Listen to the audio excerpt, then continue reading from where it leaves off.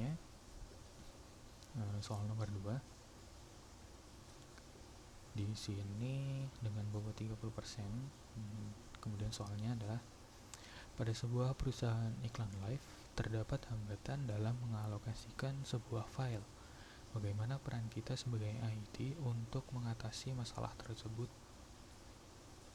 Diketahui informasi sistem filenya, ukuran setiap blok itu 4 KB, kapasitas total penyimpanan adalah 64 MB. File yang akan disimpan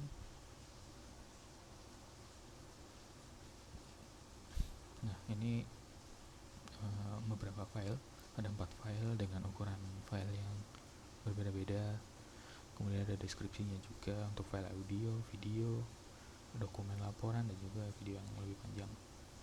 Kemudian pertanyaannya, terdapat beberapa metode untuk alokasi file. Berdasarkan karakteristik file di atas, sebutkan 2 metode mana yang paling cocok untuk sistem live iklan tersebut. Jelaskan. Kemudian soal yang kedua adalah jika perusahaan ingin meningkatkan kinerja sistem file, apa saja solusi yang dapat diterapkan untuk mengoptimalkan proses alokasi dan akses file? Baik, untuk jawaban yang pertama, metode alokasi file yang cocok itu mungkin yang pertama adalah alokasi berurutan atau contiguous allocation. Ini cocok untuk file audio dan video kecil karena file disimpan dalam blok berurutan yang memungkinkan akses cepat, namun bisa menyebabkan fragmentasi eksternal jika file sering dihapus atau ditambahkan. Nah, untuk yang kedua adalah alokasi indeks atau index allocation. Dan ini cocok untuk file yang bervariasi ukurannya seperti video panjang, karena file bisa disebar di berbagai blok disk, menghindari fragmentasi eksternal, namun ada overhead ekstra untuk menyimpan tabel indeks. Nah, jawaban pertanyaan yang kedua itu adalah solusi meningkatkan kinerja sistem file. Yang pertama mungkin defragmentasi, yaitu mengurangi fragmentasi eksternal dengan mengorganisasi ulang blok-blok file yang terpisah, meningkatkan kecepatan akses. Yang kedua adalah penggunaan SSD. SSD lebih cepat dibandingkan HDD dalam hal waktu akses dan kecepatan baca tulis, sehingga dapat meningkatkan kinerja sistem file. Yang selanjutnya ada caching dan buffering. Jadi untuk menyimpan data yang sering diakses dalam RAM, jadi caching dan buffering itu untuk menyimpan data yang sering diakses di dalam RAM, disimpan di dalam RAM untuk mempercepat akses file seperti audio dan video yang sering diputar. Selanjutnya ada soal nomor 3 dengan bobot 20%. Kemudian soalnya adalah sebuah perusahaan yang bergerak di bidang IT memiliki server dengan penyimpanan berbasis RAID 5 yang terdiri dari 5 disk, masing-masing berkapasitas 2 TB. Kemudian ada kasus di mana disk ketiga mengalami kerusakan, dan kita diminta data perusahaan harus tetap dapat diakses tanpa adanya gangguan. Nah, pertanyaannya adalah jelaskan bagaimana data dapat tetap diakses meskipun salah satu disk mengalami kerusakan, dan berapa total kapasitas penyimpanan yang dapat digunakan dalam konfigurasi RAID 5 ini. Yang kedua, apa yang harus dilakukan untuk memulihkan sistem setelah mengganti disk yang rusak? Oke, untuk jawabannya yang pertama, pada RAID 5 ini data dan paritas disebar di seluruh disk. Jika salah satu disk itu rusak, misalnya disk yang ketiga, seperti contohnya ini, disk yang ketiga mengalami kerusakan, nah data itu tetap dapat diakses dengan menggunakan informasi paritas yang ada di disk lain. Sistem akan merekonstruksi data yang hilang dari disk yang rusak dengan data dan paritas yang ada pada disk lainnya, meskipun kinerja sistem sedikit menurun selama proses rekonstruksi. Nah, kemudian dengan 5 disk yang masing-masing itu 2 TB, total kapasitasnya adalah 10 TB, namun 1 satu disk itu digunakan sebagai paritas untuk menyimpan data dari disk yang lainnya, sehingga kapasitas yang dapat digunakan adalah 8 terabyte dengan 5 kali 2 10 dikurangi 2 untuk paritas. Nah, selanjutnya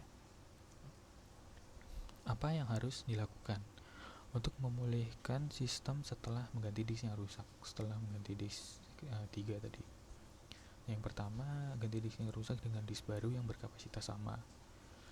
Kemudian setelah pergantian, RAID 5 akan otomatis merebuild data pada disk yang baru menggunakan informasi paritas dari disk lainnya. Jadi karena informasinya sudah disimpan di paritas, maka kita bisa menggunakan informasi itu untuk merebuild data ke disk yang baru.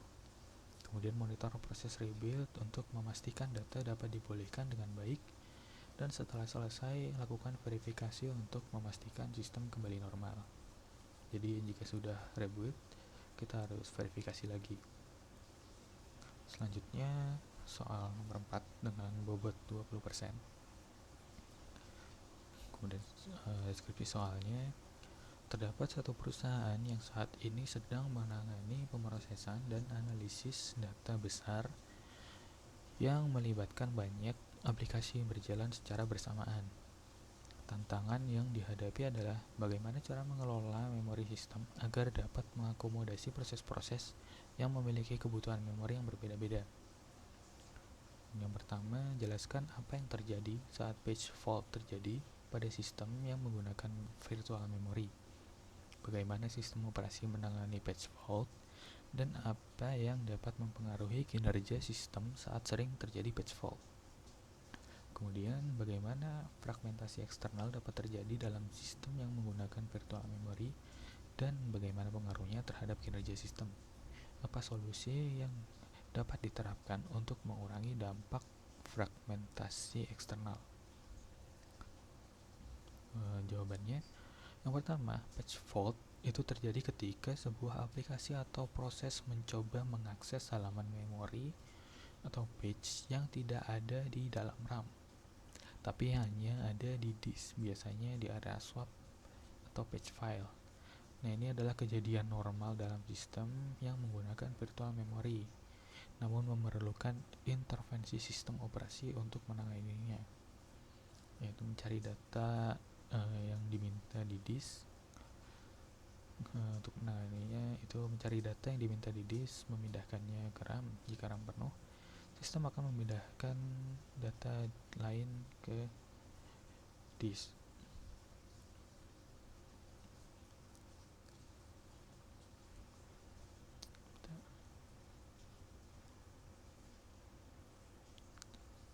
Baik, selanjutnya yang nomor 2, fragmentasi eksternal terjadi ketika memori di RAM terpecah menjadi potongan-potongan kecil, sehingga meskipun ada ruang kosong total yang cukup, tidak bisa digunakan untuk memuat aplikasi yang memerlukan blok memori besar, karena udah jadi potongan-potongan kecil, sehingga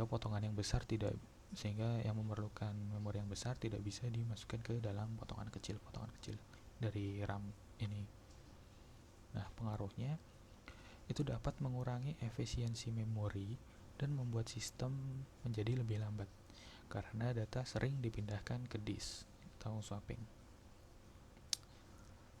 Kemudian apa solusi yang dapat diterapkan untuk mengurangi dampak fragmentasi eksternal? Itu yang pertama, kompaksi memori, mengatur ulang data di RAM untuk menggabungkan ruang kosong menjadi satu bagian yang besar, jadi mengurangi fragmentasi yang banyak menjadi beberapa fragmentasi saja dengan bagian yang lebih besar. Yang kemudian selanjutnya, algoritma penggantian halaman, itu menggunakan algoritma yang efisien untuk mengelola halaman memori seperti LRU atau Least Recently Used. Kemudian selanjutnya adalah manajemen segmen, yaitu membagi memori menjadi bagian-bagian yang lebih besar untuk menghindari fragmentasi. Baik, mungkin itu saja 4 soal dari UAS yang sudah saya kerjakan. Atas perhatiannya saya ucapkan terima kasih.